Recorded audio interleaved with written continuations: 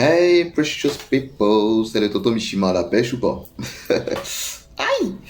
Alors aujourd'hui, je voudrais qu'on parle des blessures émotionnelles, aussi appelées blessures intérieures. En fait, hier, en sortant, j'ai vu un petit garçon tout en colère qui tapait sa maman, tout ça. Il a pris son téléphone, l'a jeté par terre. Et face à cette réaction-là, sa maman l'a prise dans ses bras. Et elle a commencé à le dorloter. Au bout d'un certain moment, le petit s'est calmé, elle a déposé. Et il est reparti tout joyeux. Ça m'a marqué. Et ça m'a fait comprendre que dans notre entourage, on a beaucoup de personnes qui très souvent sont en colère, très souvent réagissent comme ça. Et on n'a pas la bonne approche. Donc forcément, ça crée plus de conflits. Vous savez, les blessures émotionnelles, contrairement aux blessures physiques, ne guérissent pas aussi facilement. Ne guérissent pas avec le temps. Pour qu'elles puissent guérir, il faut qu'il y ait quelque chose qui se passe. Déjà, il faut mettre le doigt même sur la blessure, comprendre qu'on est blessé. Et puis ensuite, accepter de se faire accompagner. On a toujours besoin de quelqu'un qui nous aide à aller mieux. Parce que si on savait tout seul comment on fait, on n'aurait pas de problème, n'est-ce pas? Et donc, est-ce que vous voulez bien être le médecin de vos frères et de vos sœurs qui souffrent? C'est ça la question. Est-ce que vous êtes prêt à investir votre temps pour dorloter ces personnes-là, leur apporter ce qu'il faut pour qu'elles puissent guérir? Le français de Molière. Est-ce que vous êtes prêt pour ça? Voici la question. Voyez-vous mes précieux, les blessures émotionnelles s'expriment très souvent de deux manières. Soit la personne est agressive parce qu'elle se sent accusée, donc elle se défend. Soit la personne est dépressive, donc elle prend sur elle et puis elle rumine ça dans son cœur. Aïe, ça va pas. Ok? Donc il faut savoir être observateur pour comprendre qu'on a en face de soi quelqu'un qui est blessé. Et non pas juger la personne parce que, écoute, si elle est coléreuse, c'est parce que c'est comme ça elle est. Il y a forcément une raison. Tu vois ce que je veux dire? Et l'idée, c'est de comprendre que les personnes blessées sont très souvent blessantes. Donc si vous avez autour de vous des personnes qui sont offensantes, qui passent tout leur temps à vous blesser, elles sont sûrement blessées aussi. Qu'est-ce que vous faites dans ce genre de cas? Est-ce que vous cherchez à les aider ou bien est-ce que vous vous barrez? La plupart du temps, on préfère se barrer. On estime que ce sont des personnes toxiques et que nous, on n'a rien à voir là-dedans. Et c'est bien la preuve qu'on ne les aime pas. Parce que quand on aime quelqu'un, qu'est-ce qu'on fait? On prend soin de la personne. Et nous, qu'est-ce qu'on fait? On préfère prendre soin de nous et chercher quelqu'un qui va nous supporter. Alors que nous, on n'est pas prêt à supporter d'autres personnes, sous prétexte qu'ils ne sont pas comme on veut. Tu vois comment l'homme est. C'est quoi on est où? Et donc, il faut comprendre que dans la vie, vous allez rencontrer beaucoup de personnes blessées. Peut-être même que vous êtes blessé aussi. Ok?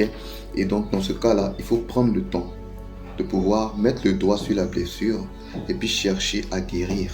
Très souvent, ça passe par des actions. Si, par exemple, vous avez vécu une relation malencontreuse, vous risquez de porter cette blessure-là toute votre vie. Et malheureusement, ceux qui auront la charge de vous gérer par la suite vont beaucoup souffrir de cela.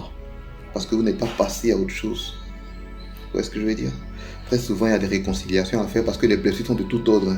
Il y a des blessures dues à la trahison, il y a des blessures dues au rejet, il y a des blessures dues à l'humiliation, il y a des blessures dues à l'abandon et tout ça. Donc, c'est des choses qui créent en nous des moments très difficiles à vivre et on ne sait pas toujours comment les gérer. Et donc, on rentre dans une sorte de pattern, en fait, un schéma où on répète les mêmes choses en fonction du stimulus. En français de Molière. En fonction de ce qui a stimulé ça. Je pense que c'est stimulus. Voilà. De toute façon, je vais écrire ça. Vous me lisez. Stimulus. Donc, en fonction du stimulus, on a un schéma qui se répète. Si par exemple, un jour, on vous a dit va là-bas, le jour où vous allez entendre va là-bas, il y a quelque chose qui a se passé dans votre cœur. Et très souvent, c'est inconscient, on n'en a pas conscience. Et on a vraiment du mal à se rétablir. Et donc, mes précieux, face à ça, il faut être vraiment plein d'amour, de compassion, de patience. 1 Corinthiens 13, la définition de l'amour, tout est dedans. D'accord, le badger pour pouvoir aider les gens qui sont blessés, là, c'est dedans. Est-ce que vous êtes compatissant? Est-ce que vous êtes patient? Est-ce que vous cherchez votre intérêt?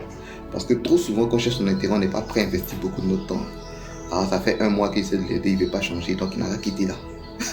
C'est pas de l'amour, ça. Et donc voilà. Si vous connaissez dans votre entourage des personnes qui sont blessées, agressives et dépressives, et qui sont très blessantes, essayez d'être compatissant. Ne les abandonnez surtout pas, parce que vous n'aimeriez pas qu'on vous abandonne si vous vous trouvez dans cet état-là. Voilà, c'est des moments difficiles pour eux, des moments difficiles à vivre. Ils ont besoin d'être rassurés, pour s'ouvrir à vous, pour que vous puissiez les aider. D'accord? Aider quelqu'un, ça peut être juste l'écouter. Voilà.